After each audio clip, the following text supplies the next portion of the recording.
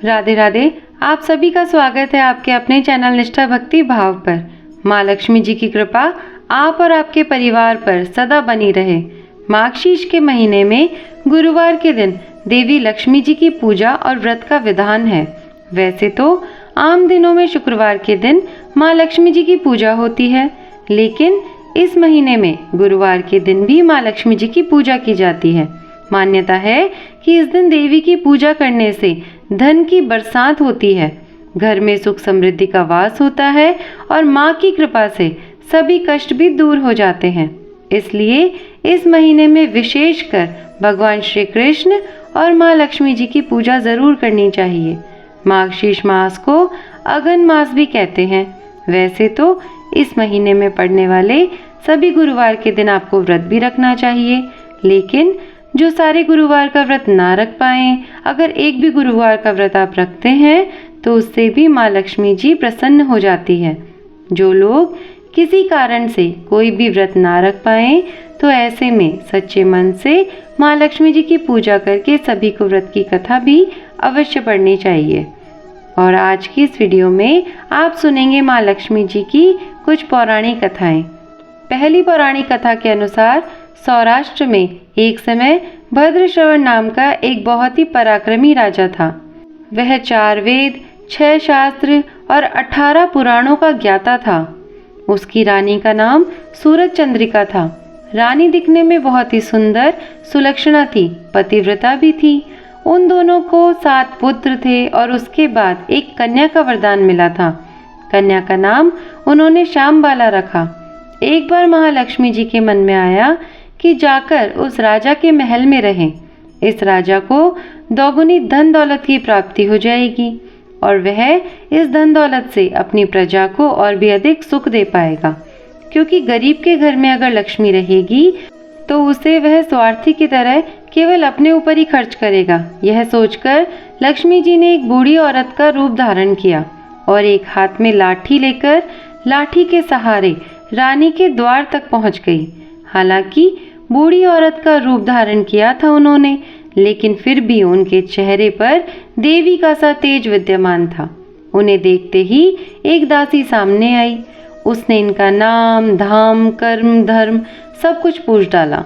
वृद्ध ब्राह्मणी का रूप धारण करके माँ लक्ष्मी जी कहने लगी, मेरा नाम कमला है और मेरे पति का नाम भुवनेश है।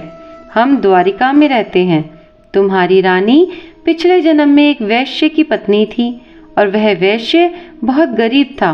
गरीबी के कारण उसके घर में बहुत झगड़े होते थे और उसका पति रोज उसे मारा करता था।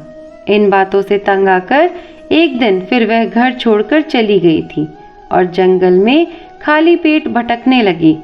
उसकी दुर्दशा पर मुझे बहुत दया आई।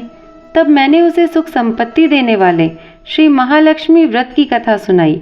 मेरे कहने पर उसने श्री महालक्ष्मी का व्रत किया और श्री महालक्ष्मी प्रसन्न हुई और उसकी गरीबी दूर हो गई। उसका घर, संसार, दौलत, संतति और संपत्ति से भर गया। बाद में पति पत्नी दोनों परलोक सिधार गए। लक्ष्मी व्रत करने के कारण वे लक्ष्मी लोक में रहे।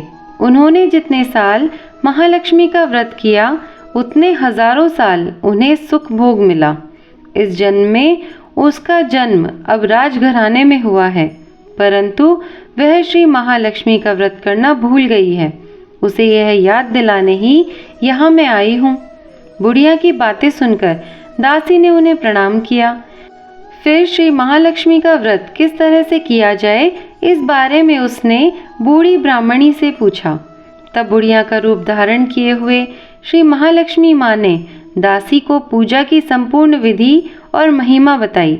इसके बाद दासी ने माता को प्रणाम किया और वह रानी को बताने महल के अंदर चली गई। उधर राज वैभव में रहते हुए रानी को अपने ऐश्वर्य का बहुत घमंड हुआ था। संपत्ति और अधिकार के कारण वह उन्मुक्त हो गई थी। दासी द्वारा बताई गई उस बूढ़ी ब्राह्मणी की बातें सुनकर वह रानी आग बबूला होकर राजद्वार पर आकर बुढ़िया रूपी श्री महालक्ष्मी पर ही बरस पड़ी। उसे यह नहीं पता था कि साक्षात श्री महालक्ष्मी माँ बुढ़िया का रूप धारण करके उसके द्वार तक आई है, परंतु रानी का इस प्रकार रूप देखकर और अपना अनादर देखकर माता ने वहां ठहरना ठीक नहीं समझा और वहां से तुरंत चली गई। रास्ते में उन्हें रानी की पुत्री राजकुमारी श्यामबाला मिली। उन्होंने श्यामबाला को सारी बात बताई तो अपनी ओर से श्यामबाला श्री महालक्ष्मी से अपनी माता के लिए क्षमा मांगने लगी। माता लक्ष्मी को राजकुमारी पर दया आ गई।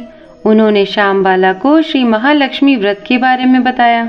उस दिन माघ शीश का यानी अघन मास का पहला गुरुवार था। श्यामबाला ने पूरी श्रद्धा और विश्वास से श्री महालक्ष्मी का व्रत रखा। फलस्वरूप राजा सिद्धेश्वर के सुपुत्र राजकुमार मलधर से उसका विवाह हो गया।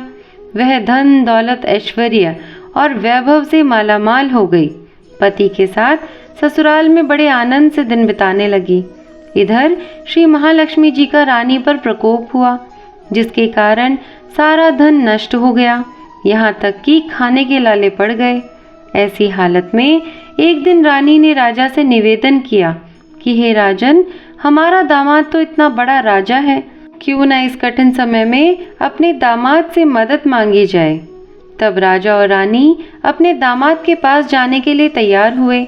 राज्य में पहुंचकर एक तालाब के किनारे थोड़ी देर विश्राम करने के बाद तालाब में पानी लेने आते जाते दासियों ने उन्हें देखा। उन्होंने विनम्रता से उनके बारे में पूछा।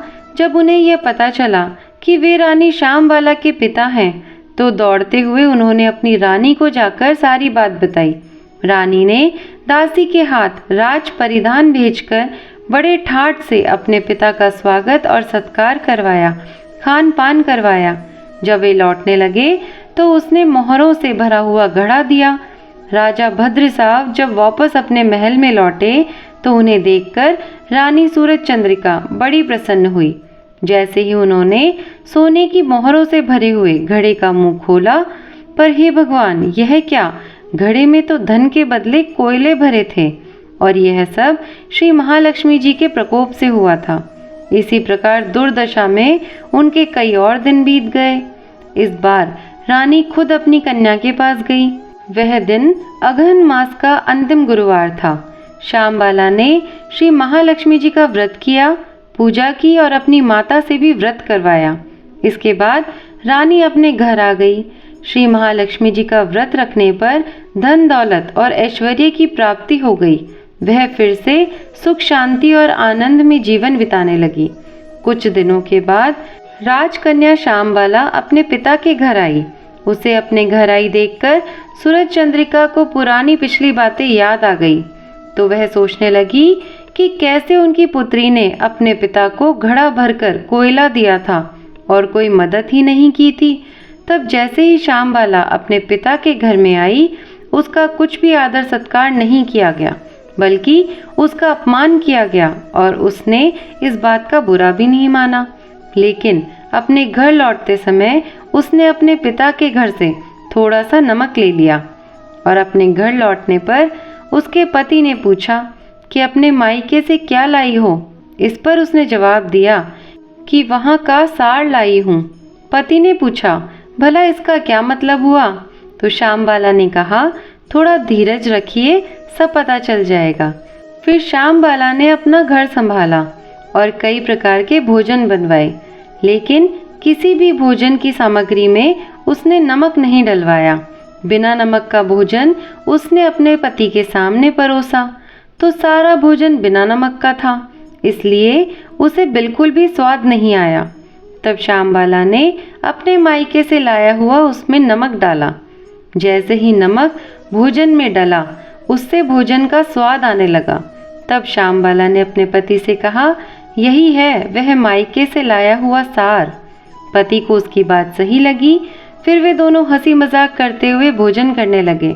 कहते हैं, इस तरह से जो श्रद्धा भाव से श्री महालक्ष्मी जी की पूजा करे, उसे माँ लक्ष्मी जी की कृपा अवश्य ही प्राप्त होती है।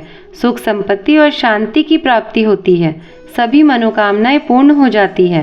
परंतु यह सब कुछ प्राप्त होने पर भी माँ लक्ष्मी जी की पूजा को भूलना नहीं चाहिए और हर गुरुवार को व्रत का पाठ अवश्य ही करना चाहिए। इस तरह श्री महालक्ष्मी जी की महिमा भक्तों की मनोकामनाएं अवश्य ही पूर्ण करती है। अब सुनिए अगहन मास की दूसरी पौराणिक कथा। एक गांव में एक बार एक गरीब ब्राह्मण रहा करता था। वह नियमित रूप से जगत के पालनहार विष्णु भगवान की आराधना किया करता था। उसकी पूजा भक्ति से प्रसन्न होकर उसे एक दिन भगवान विष्णु ने दर्शन दिए और उस ब्राह्मण से वर मांगने के लिए कहा। तब ब्राह्मण ने लक्ष्मी जी का निवास अपने ही घर में होने की इच्छा प्रकट की। तब श्री विष्णु ने लक्ष्मी जी की प्राप्ति का मार्ग बताया।